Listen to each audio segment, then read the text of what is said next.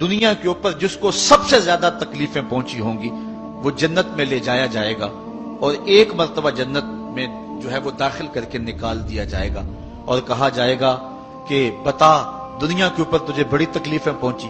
वो कहेगा या अल्लाह मुझे तो कोई तकलीफ पहुंची ही नहीं है। जन्नत की सिर्फ आबो हवा सारे दुख खत्म कर देगी। और जिसने तख्त व ताज पे बैठ के भी जिंदगी सारी गुजारी हो, हदीस में आता है उसको जहन्नम में एक डुबकी लगाई जाएगी और फिर उसको कहा जाएगा बता तू दुनिया के ऊपर कोई राहत पाई है। वो कहेगा मालिक दुनिया के ऊपर मैंने कोई सुख देखा ही नहीं है।